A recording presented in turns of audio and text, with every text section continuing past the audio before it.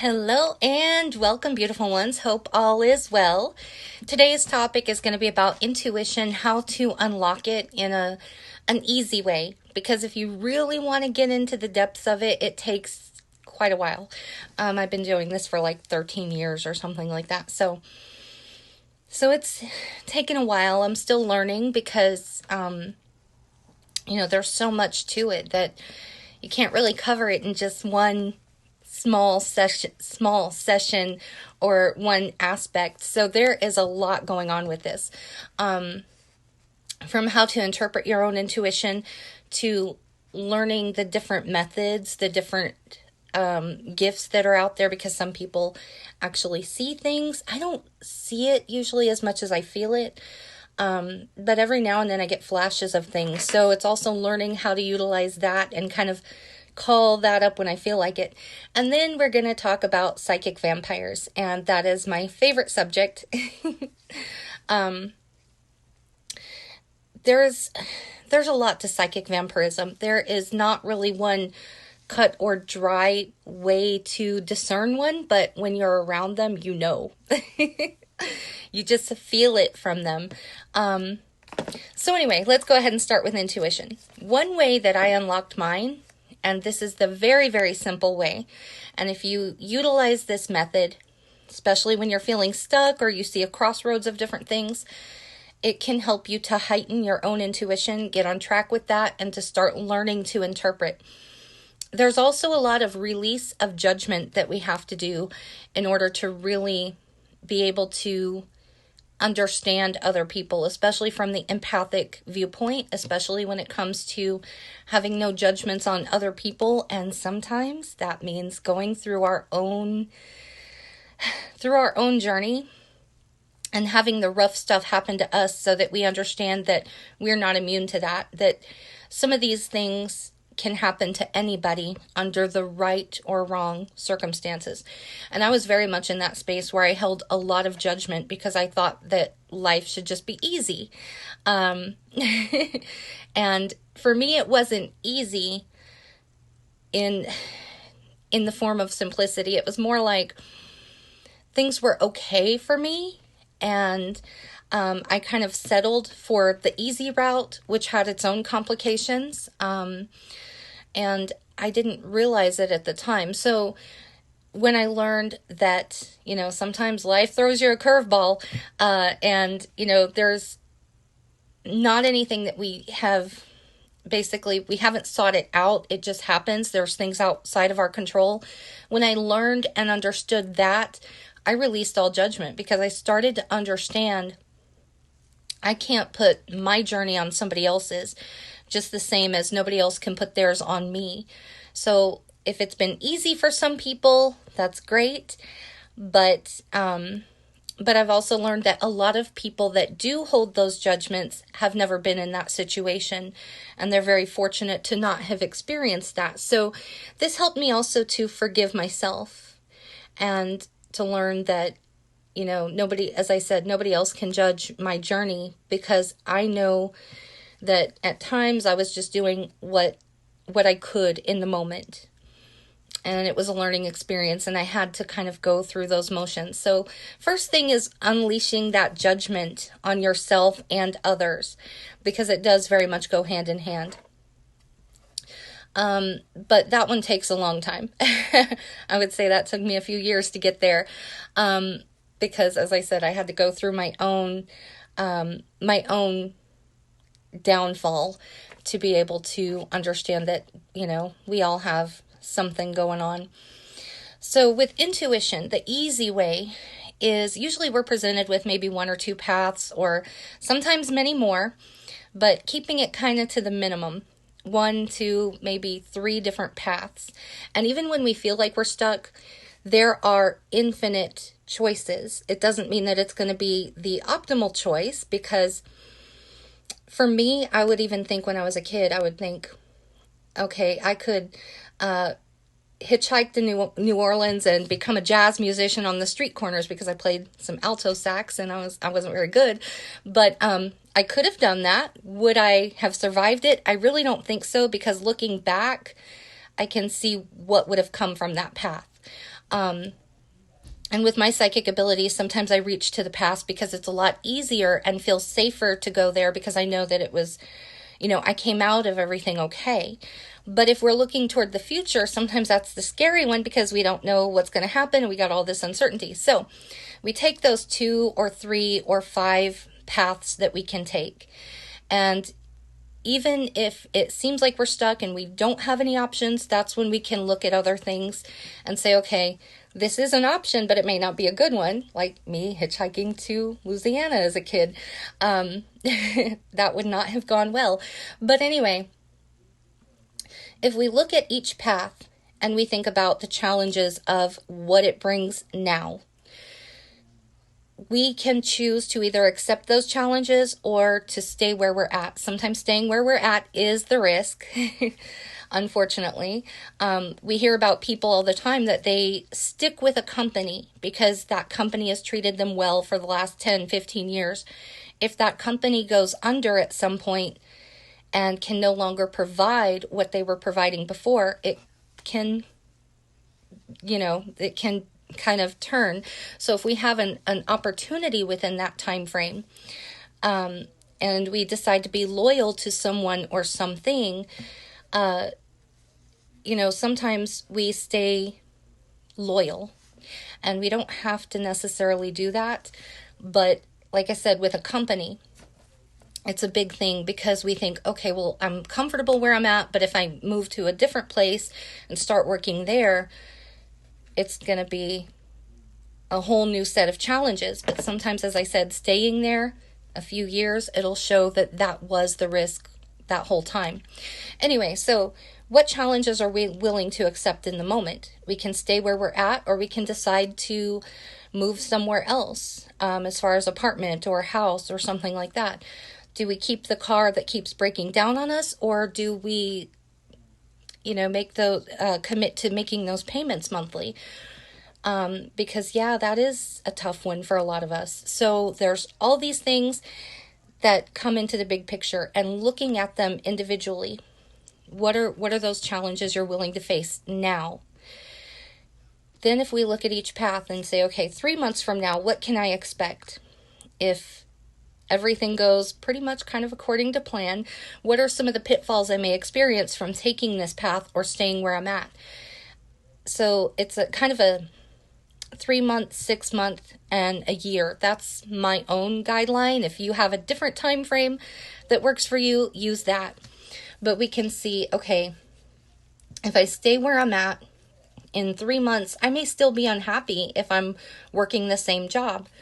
But if I go somewhere else, yes, right now it is going to be a challenge, and there's going to be some worries and concerns and fears that that job may not work out. But 3 months from now, I may become an expert, so to speak. I may get the hang of it by then. In 6 months, I'll really have the hang of it, and I might even get better benefits. And so it's kind of this unraveling. And when we use that, we're able to look toward the future instead of, like myself, looking toward the past where it's safe and where it's comfortable. So there's all of these things that come into the big picture. And it's also about, releasing that judgment and seeing things for what they are. If we have, and I keep going back to the work thing because I feel like that's so universal. If we're working a job and our boss is just difficult to deal with, removing that judgment and seeing them as a human being, seeing them as a person, can help us to better relate to their aura, better relate to what they're giving off. And so we can communicate differently, because when we're around people that we just don't mesh with energetically, we turn into different people. And we may be a little bit more closed off than usual, or we may be more fake friendly to that person than we usually are with other people, because we're trying to block them from getting too much into our aura. So there's a lot of things to consider there in removing that judgment. And this is with family and such too. Now, this is not always going to work. There are difficult people that you just cannot please, and that's okay. That's them. We just kind of have to take it with a grain of salt and move on and try not to let it get into our chi too much, because it will mess us all up. I talk about this a lot. If we are trying to prove or disprove something to somebody, we start acting outside of ourselves. And so there have been times when people would say, oh, you don't have a job, but I was working in whatever I could do. But even now people tell me that, but but I was doing what I could to make money. And, whether it was housekeeping or web design or, any kind of little odd jobs. And I've had some really cool experiences with that. But I think that, when it comes to trying to prove that I had a job, or trying to prove that people were asking me to work for them privately and stuff like that, I would talk about it all the time. So I became their image of me, trying to disprove that image of myself. And so we don't want to do that. We want to remain who we are. If people have opinions of us, it's on them. I've pretty much gotten into that point now where I don't feel like I have to prove or disprove anything about myself. I just am. It does get frustrating after a while, though. So anyways, moving on from that. So this is where the psychic vampires come in. This is my favorite topic ever. I've had a few experiences with them. If you are motivated, if you are driven, if you are doing your own path and you're doing your own thing and you've got confidence, or even if you come off like you have confidence, people latch on because they don't have enough for themselves. If we are dehydrated, we start getting thirsty. We may not grab the right thing. We may still grab a soda or something else that's equally dehydrating, but we'll feel thirsty if we're dehydrated. If we're low on sugar, we might crave sugar or carbs or something like that. Our body tells us what we crave, and there's sometimes a physiological reason behind it, and I'm not going to get too much into that because I'm not a doctor, but our body kind of tells us what we need. I think sour even indicates that we're deficient in something. So when we are emotionally or spiritually deficient in something, we automatically try to gravitate toward what we need. I think this is why I am such a huge Prince fan, because he exuded this confidence. So I kind of latched onto that, and I would channel it in my own way. But I didn't become, I think that at that time, if I could have, I think I would have become a psychic leech or a psychic vampire, trying to siphon that energy from somebody who has something you want or something you need. And so, that's one of those things that we have to watch ourselves, but we also have to be really guarded with who we allow into our lives. So the psychic vampire, and this is where things get a little bit shaky and misunderstood in the metaphysical realm. The psychic vampire is not a depressed person per se. They're not bad people usually. I mean, there's a few that aren't, but for the most part, they're not bad people.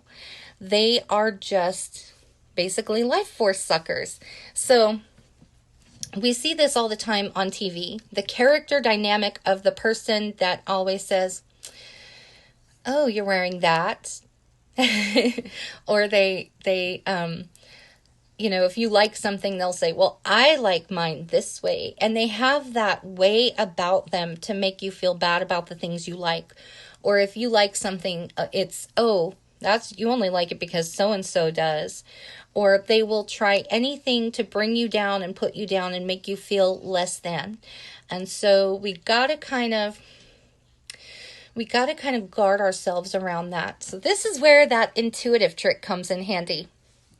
Sometimes we don't feel right with a person, and we just feel something is off. And whenever I've done this, I am almost always accurate. I can almost always see where it's going. And this is also where we have to release our judgment, because if that judgment comes from either a judgment we have on them, or if it comes from a place where, how shall I say this?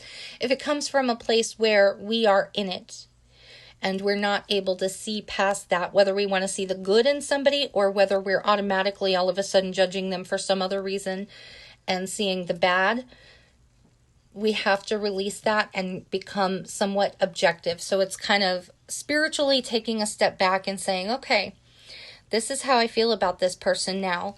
What do I foresee within 3 months? And you can even shorten it with a person, because usually they're going to show their colors right off the bat. What do I foresee in a month if I allow this person access into my life? And access is not setting boundaries. If you can't go out and they get upset, that's not your fault. That is not yours to make it better, because another thing, psychic vampires will attach to people pleasers. So if we're like, if they get upset because we didn't spend time with them, it turns into, well, I'm really disappointed in you. I really thought that we were friends. And we start feeling guilty, and we give them that time and access to our lives. And this is where things become dangerous for us, because they don't understand boundaries. They know that they can guilt trip us, even if it's subtle, even if it's not that in your face. It can be like, oh, okay, well, I was going to do that today, but I guess not. I'll find something else to do. So it can be these very subtle ways of getting us to feel guilty about it. And this is not fair to us, because we all have stuff that we need to get done. And some people do not understand that when we start making accommodations to their schedule, to their convenience. So having firm boundaries can help to ward off the psychic vampires. It's like garlic to them. So where was I? So a few things that you might notice with psychic vampires. If you're confident about something, they might question you about it. They might make you feel as if you're not as good as you think you are. Whether as a person or whether it's a skill, it doesn't matter.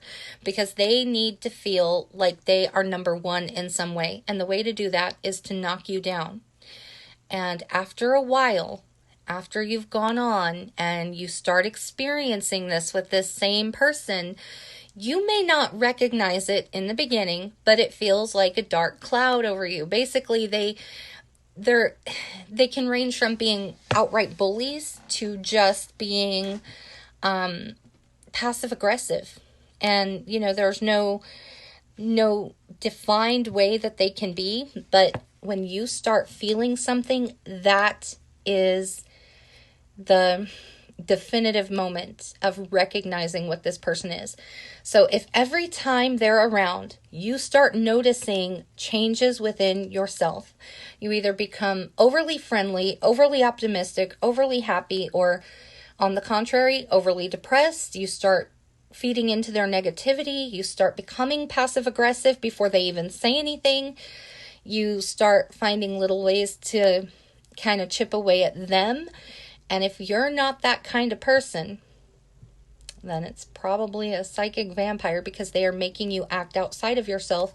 This is a change in your personality to protect your aura. And we've all been there. Another thing that we might notice is this, like I said, that dark cloud feeling coming in. We can be all happy. They text us and our stomach drops and we're just like, oh my God. We don't know how to handle them from this point on, because if we haven't set those firm boundaries, they will keep coming back. It's like feeding a wild animal. They will keep coming back. And, so I would say boundaries is the number one thing, especially with new people. And the thing is, you can have a great time with a psychic vampire. They can be fun. They can be energetic, and they can, you can just sit back and laugh. But if you're that kind of person to begin with, they're feeding off of your energy, and they are becoming the fun-loving person. I'm an extrovert. I'm really outgoing. So a lot of times when I'm with people that aren't truly introverts, but they might be kind of leaning toward that psychic vampire thing, it brings out that side in them where they are, where they just are like able to be optimistic and energetic and be themselves.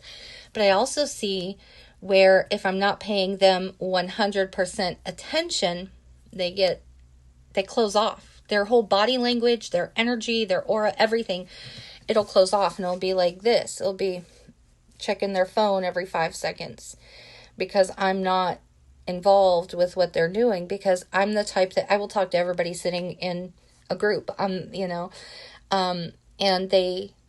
if I'm talking to them, even if I'm including them with the group, they might sit there and they're kind of siphoning off their or sectioning off their energy. So they're sitting there like this with their phone, ignoring me. So that's another thing. A psychic vampire is going to need all your attention, and they will get jealous if you don't give it to them. They want to be what you are doing. They want to be that extrovert that everybody is laughing with, that everybody's having a good time with. And that's not to say everybody likes me, but I do have a way of talking to people, and I just really enjoy people. So some people may not even enjoy chatting with me. They might just be laughing at me. But the psychic vampire isn't going to see it that way. They're going to see it as just getting all the attention. That's my attention. But they don't know how to just kind of relax, open up their aura, and just let go. Now, that doesn't mean a psychic vampire is always going to be one of those. They can change. They can learn and see what's going on and make those changes to their aura. But I have found that when they get in my space, and when it is a one-on-one situation, it's like, I'm going to go up in the camera for a second. It's like this. They're like right up in your face. The arms crossed and everything. So even when, you can actually tell a lot from somebody's aura and their energy from their body language. It all kind of goes into one. So from things that we observe to things we recognize and all this, it all goes... Airplanes. Living next to an airfield. So anyway, they will square off their body language, their entire body. It will be like this, squaring off. That is one thing that shows with basically when somebody's blocking off what you're saying, because they're not going to hear it. They will sit there and literally cross their arms on their chest. It's a thing. And I've noticed this when I start talking about something and somebody is like wanting to prove me wrong. And I don't really care about being proven wrong. I just enjoy conversation. So that's when I start getting uncomfortable. That's when I start acting outside of myself and becoming overly optimistic and acting like I'm dumb because I don't want to hear their whole tirade on, picking me apart. Another thing with psychic vampires, as I mentioned earlier, passive aggressive behavior.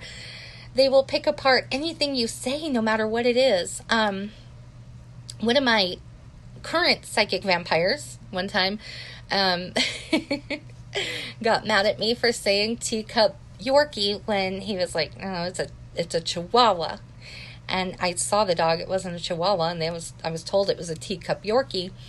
And he kept, every time I was telling the story to somebody, they sat there like this, body language again, and squared off. And while I was talking to everybody else, kept saying Chihuahua every time I said the teacup Yorkie. So I kind of deviated from using that phrase. And they eventually got so upset they had to walk out because I was not feeding into their little psychic vampire game. And this is an ongoing thing with this person. I can't change them. I can only try to react differently and, protect myself when they're around, which I usually do. And normally I just kind of try to be more happier and, let it be known that they're not getting to me. That makes a psychic vampire even madder sometimes. I don't know why. Other than they're not getting into your energy, and that is what they feed off of. They need that. And not all psychic vampires are going to feed from everybody else. Which brings me to another aspect of psychic vampires. As I mentioned earlier, when I'm talking and laughing with a group, whether they like me or not, I'm not noticing in that moment. I'm just like, oh, enjoyable. I'm having some great conversation here with some good people. I take for granted that what I see at face value is what to expect from that person, that is the real from that person, that they are showing me their true feelings about me. So I know that this is something that a lot of us overthink. I used to be that person that was like, they were laughing at me, or oh, they really hated me. But no, now I'm like, okay, people are going to show you outwardly how they feel. And if they're not in tune with you, you're going to notice those looks on their faces. You're going to notice those little subtleties. You're going to notice the body language, the squaring off, all those things. And it's not your concern to make them comfortable. So remember that. But as I said, whether those people love me or hate me, the psychic vampire is going to see that as they're getting attention and I'm not. So they may come out and act louder. They may be more obnoxious. They may get attention by saying ugly and rude things, because attention is attention to them. That's it. They're feeding off of the emotions of other people. So if they're able to knock somebody down a notch, they suck that energy away. And if they're able to knock you down 6 notches or 10 notches, even better for them, because they are feeding off your energy, because they vibe so very low that they don't have enough for themselves. So as I mentioned earlier, this is not about, having depression. I've struggled with that in my own time. And, there have been times where, I wouldn't take somebody's energy from them, but I would basically kind of be in the midst of it. If they were positive and optimistic people, I would kind of vibe on that. But it's not about having depression. It's about not having enough of that energy burning within you in a positive way. So I do want to make that discernment, because a lot of times low vibe is associated with depression, anxiety, and a score of other things. And that's simply not the case. Low vibe people are people that vibe so low they're down here. And if somebody is up here, they will try to drag them down with them. So this is, they can be perfectly content doing so. They can be happy. A lot of them, don't really exhibit, what depression is. But one thing with a psychic vampire, if you do have depression, they can make it worse, because they're always going to tell you something to eat at your emotion. If you're happy about something, they're going to tell you, you really think that's a good idea? They're going to have some counteractive reasoning as to why you shouldn't be happy. If you're smiling, they will come in and they will just be like, what are you smiling about? What's so funny? Why are you so happy? You shouldn't be happy. They're going to have that attitude. And then they're going to turn around and laugh at something stupid because they should be the only one to experience that. They don't want anybody else to have anything good, and they try to, pull it away from others. Like I said, there is room for change within them, but a lot of them have a narcissistic personality. And that narcissistic personality, let me try to phrase this in a way where I'm not hitting into psychology. Narcissistic behaviors. We all know those. Gaslighting, telling you something and then saying, I never said that. And they get really mad about it. You do something because they tell you to do it one way, and you do it that way, just so you don't have to hear it. And they will come back and go, why are you doing it that way? And you tell them, well, you told me this would be a better idea. And they will not acknowledge that. It's because they need to maintain control, even if it means contradicting themselves. Lots of stuff going on there. So the gaslighting, they have to be number one. They believe that they are the reason, and we will see this in many of these psychic vampires, they are the reason that the sun rises and sets. They are the reason that anything good happens in this world, even if it is totally non-directly related to them. As I said, the sun rising and setting and the moon coming up, the earth turning. So they believe that they can be the only ones that have anything good around them, or that are bringing about anything good. They will not acknowledge it with other people. If you have an accomplishment, they're going to downplay you and tell you, well, I did this one time, or, oh, you think you're so good, or you got to always turn this on yourself, like you're so great. And they will tell you this stuff while they start telling you of their accomplishments and achievements. So like I said, there are certain things that we can look at with the psychic vampire. And if we use that intuition, as I said, think about how you feel in the moment. And this is with intuition, this is with meeting a new person, this is with virtually anything that you can unlock some of what you can see in the future. It is up in the air. I don't believe anything is set in stone, but we can get kind of a gauge on that. So how do I feel upon meeting this person? And then think about, okay, a week of having them in my life, what could that be like? And you might see where it would be a lot of fun, but then after 2 weeks, you might think, okay, I can already tell in 2 weeks from having met this person for 10 minutes, in 2 weeks, this person is going to be a lot to take. They're going to be kind of obstructive to my own aura. They're going to be oppressive. A month from now, how can you see things going with that person? A month from now, things might still be steady, but you might know that you're going to see that passive aggressiveness coming out, and then so on and so forth. 3 months from now, and it probably won't even take that long, if they are a psychic vampire, or if they are somebody that is going to drag you down, then,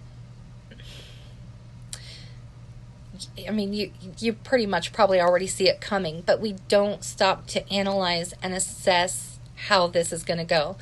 Because there's been times where I'm like, I saw this coming. I didn't know it was going to be this quick. But it's also about those boundaries. Because if I had set my boundaries, it wouldn't have been that quick. They wouldn't have been able to get their hooks in me that quickly if I had not been as much of a people pleaser. And I'm learning that. You can't be a people pleaser to the extent where you are giving yourself and opening up your aura and letting them in, to the extent where somebody has full access. And once you start playing into their guilt trips, well, I thought we were friends. Well, oh, you're going out with somebody else today? Okay, well, can I come?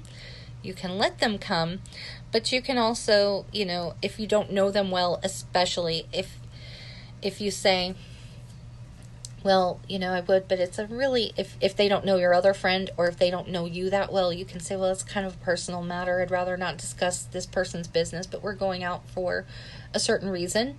We can get together at a different time. Don't give us that date. Don't tell them when. But we can really see a lot of that if we say, oh, I'm hanging out with this person today. We see that behavior coming through, and that will not lie. Even if we think, oh no, I'm just overthinking it. They weren't upset. They weren't jealous. If they kind of give a certain indicator that they were, believe that. Believe your intuition, because I can't tell you how many times I have ignored that, knowing that this is the path things were going to.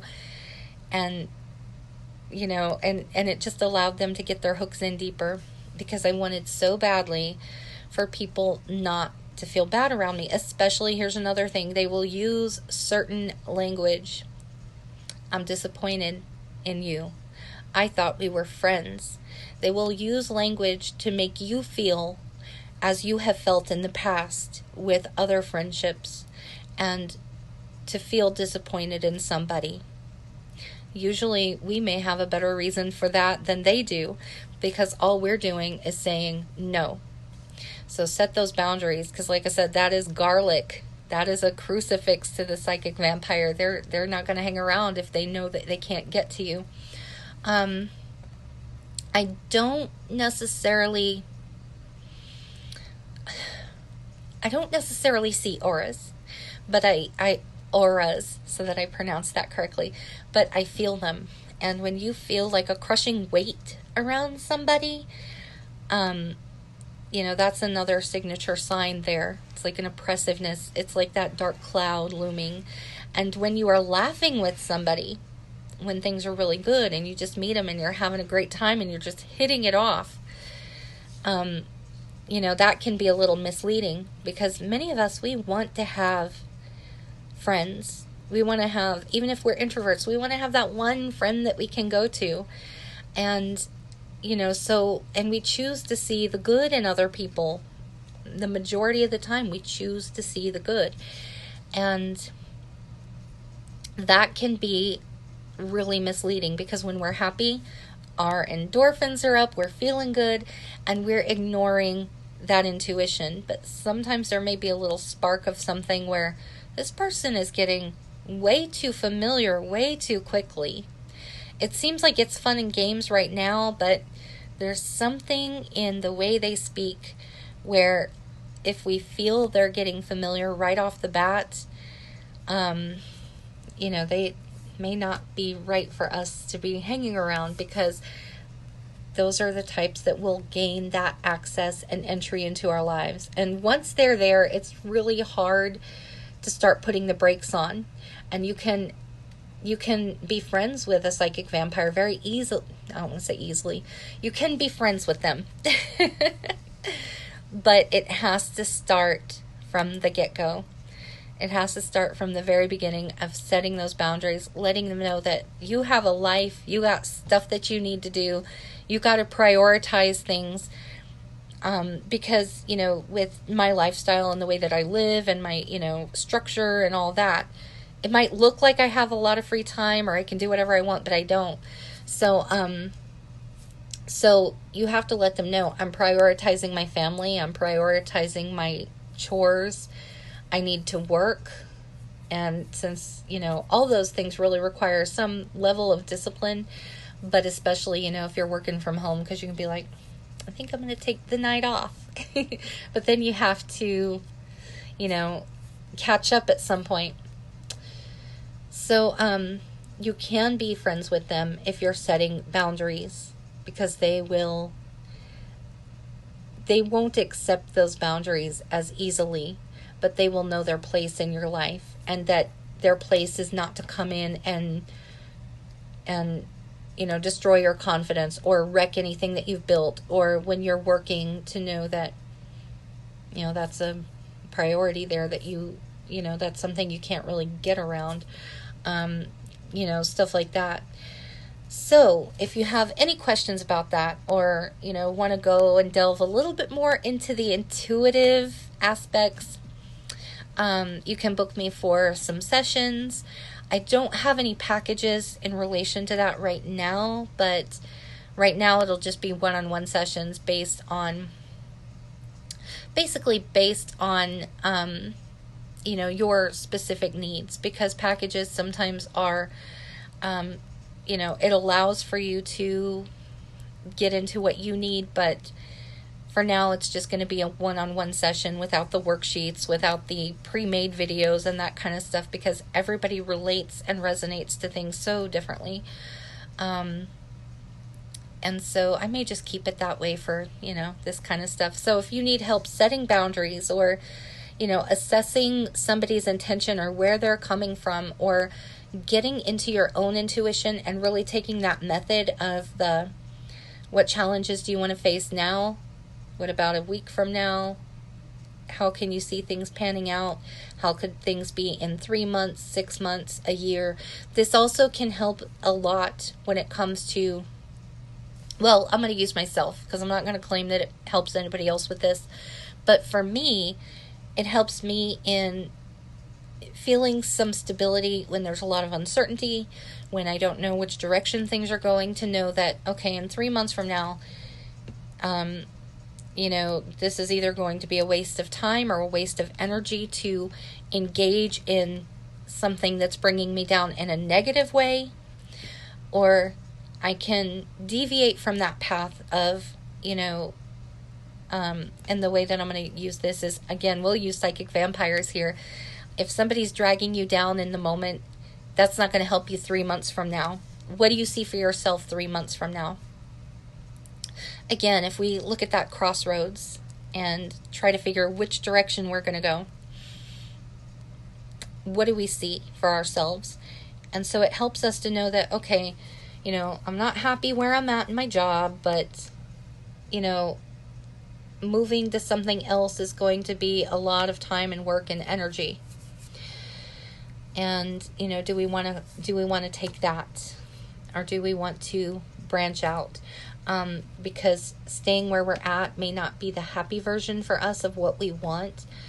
Moving forward, we are going to have a lot of uncertainties. There's no guarantee that that job is going to stick.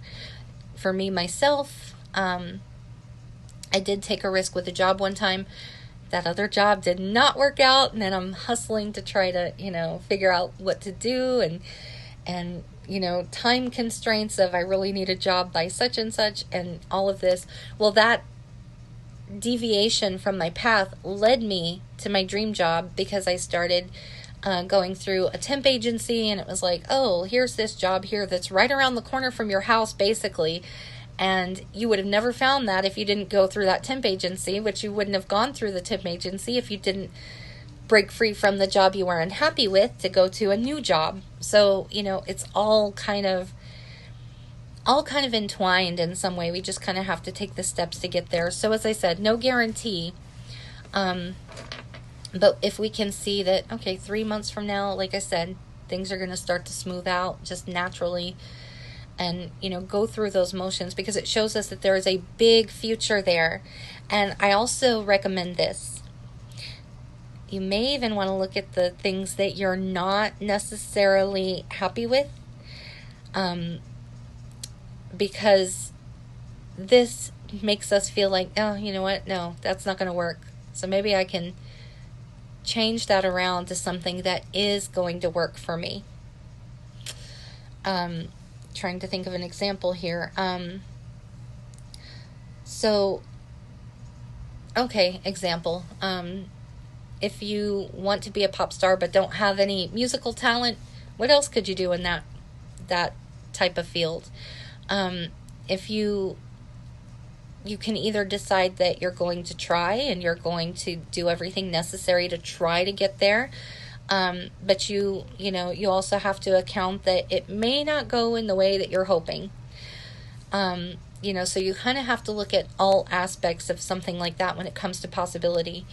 How far are you willing to go for that dream?